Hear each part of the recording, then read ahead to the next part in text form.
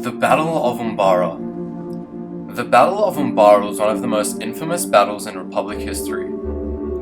Although most of us already know about the focal points of the battle, including General Ponkrell's treachery towards the Republic, the battle that the General tricked the 212th and 501st Legion into doing, and of course, the eventual execution of Ponkrell. While we may know about all of these points, and more by watching Star Wars: The Clone Wars, there are some questions that still remain a mystery.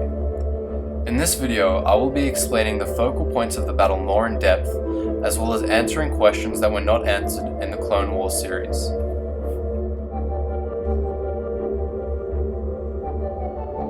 The first question to ask is, how did the Republic even end up fighting on Umbara?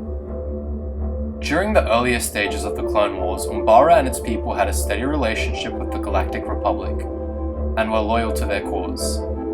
However, in the following years, the Galactic Senate representative for the Umbaran people, Senator Medici, was murdered by fellow politician Lolo Purse, who sought to cover her tracks as the culprit of the poisoning of Senator Anaconda.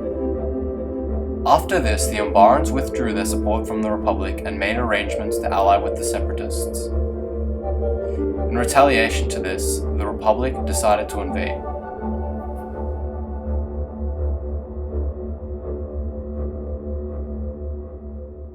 The aerial invasion. The Republic pilots worked very efficiently in this battle, and launched a blitz attack against the Separatist blockade that surrounded the planet. The pilots were able to punch a hole through the Separatist blockade, and this led to the ground assault on Umbara. The general of the 212th Legion was tasked with attacking the planet head-on, while Anakin's 501st Legion was in control of the northern front, which aimed to flank the Separatist forces and assist Kenobi.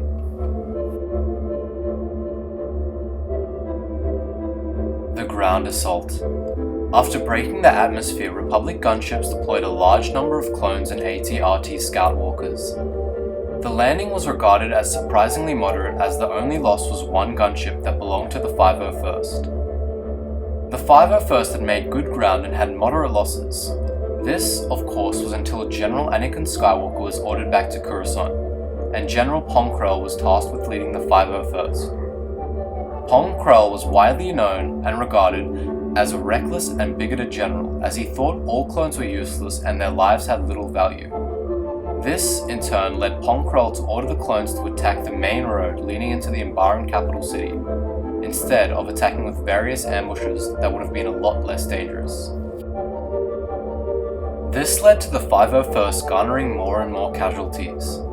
The 501st were only able to hold their ground and could not break through the Umbaran defenses and to link up and meet Obi-Wan Kenobi. Kenobi, realizing the strife that the 501st were in, he ordered an attack on the Umbaran airbase to cut off supplies to the Umbaran capital. After heroic acts from clone troopers such as Hardcase and Fives, the Republic took the airbase.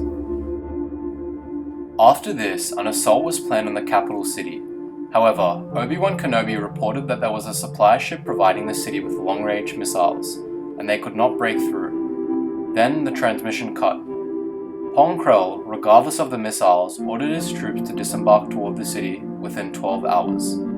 However, thanks to the heroic acts of Jesse and once again Fives, they were able to destroy the supply ships along with most of the Umbaran supplies.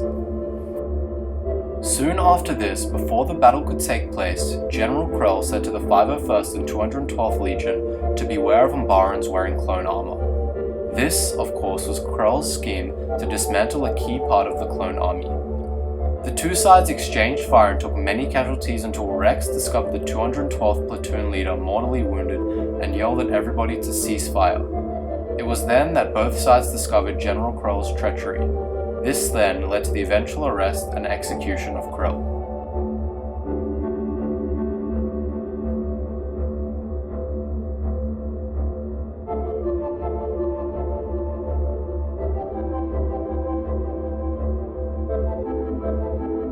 Aftermath. Although the Republic had secured Umbara, they had secured it in one of the most depressing ways possible. The 501st and 212th Legion had lost an estimated 70 to 75% of their forces. It was this battle that made Rex rethink the point of the war and reflect on the life of a soldier.